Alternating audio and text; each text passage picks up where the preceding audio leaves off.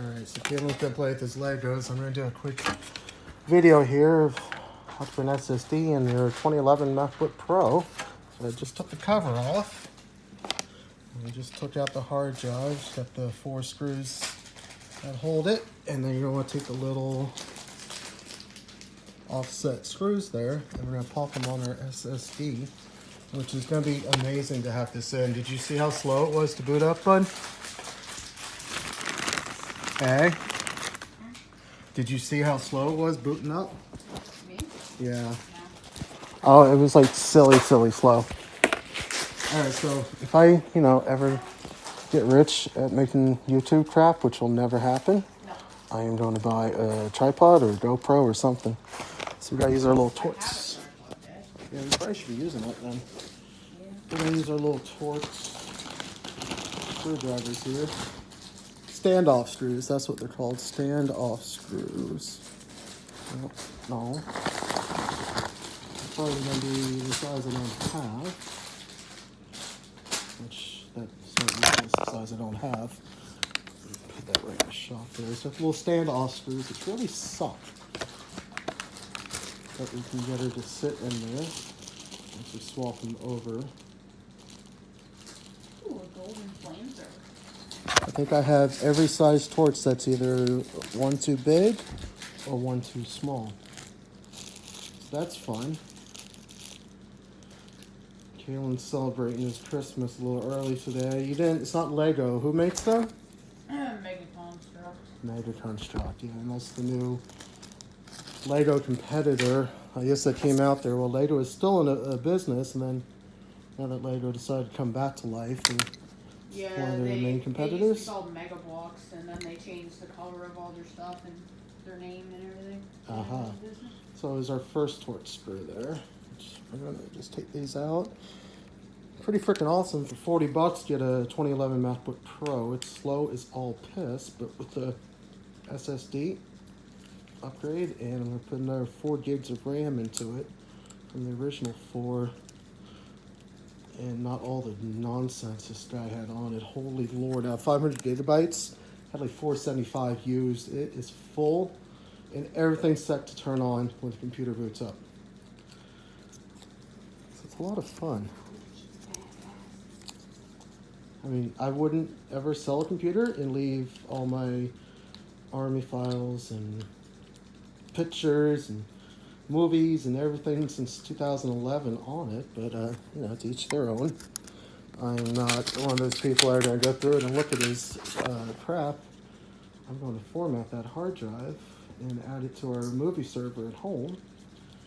And we have another 500 gigs to add to Phil Flits to watch our movies, which would be pretty sweet. You can just say Infuse. Yeah, Infuse is pretty awesome. I'll give them if anybody's stupid enough to watch this video, I totally recommend Infuse if you're going to make a home server and you have a bunch of Apple crap, like Apple TV and your iPads. Infuse is really amazing because you can use any format on it, so your MK4s and any movie format it'll decode.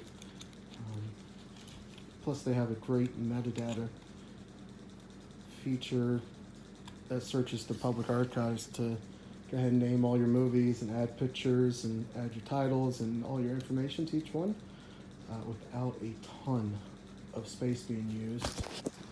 Let's see, right there.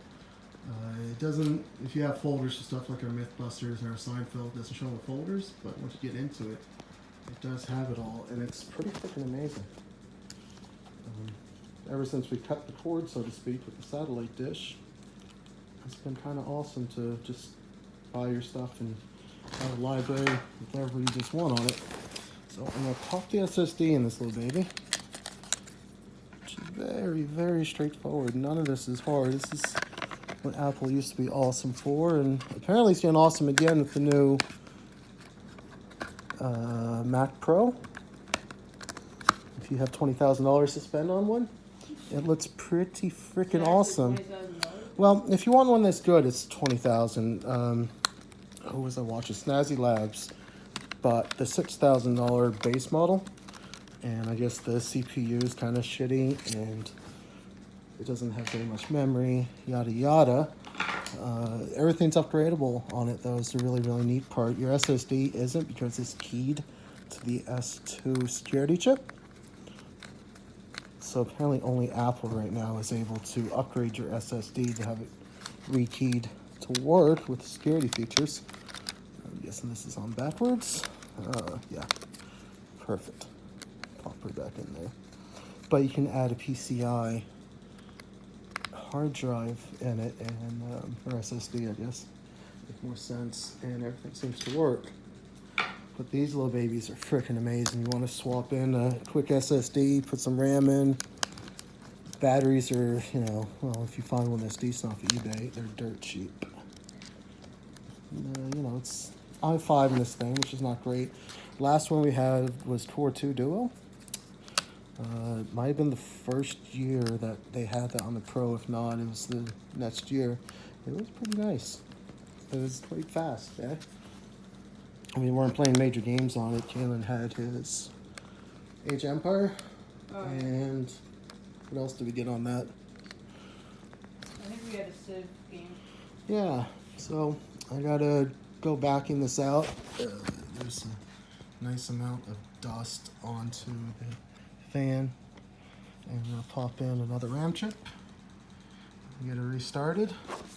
Just a quick overall look. 40 bucks is what you get. A couple of dents, filthy, and missing feet, which are I have in stock because they're about $2 on eBay. And oh, I gotta take apart the trackpad because it's not clicking. But people get a lot of crap and gunk down in it. And just take the battery off. That's not gonna show anything, but they're actually very easy to sort of fix it for a bit. They're very notorious for this. The button mostly fails, but you can sometimes the set screw just unscrewed a bit, and you'll be able to push down, or you put something like a little bit of foil tape under it, push it up just enough, and you can get that trackpad to work. So I'm going to do that next and get it back together, and I probably won't edit this video into one, but we'll see what happens. We took the 4 screws off from down here, and then very carefully, without taking the battery off, I can flip this out. And here it lies where these puppies stop working. There's our little thunker switch right here. It's not thunker. Now, there's this screw here that can be dialed out, and they're not completely stuck. But there's a lot of shit that gets in around this rim, and it's just enough to push back so that doesn't go thunker. Now, I like to take a piece of foil tape and just kind of put it over that. It makes it just a little bit higher to give it a thump. And sometimes I'll get them working. Most times if you get them cleaned, just around the edges, around the button, get the grime out of it. Because little bits of dirt there is not going to let it go down. So check out Kalen and his project. He's very frustrated. I broke it. No. Yeah, I did. Better get off and see if we can fix it.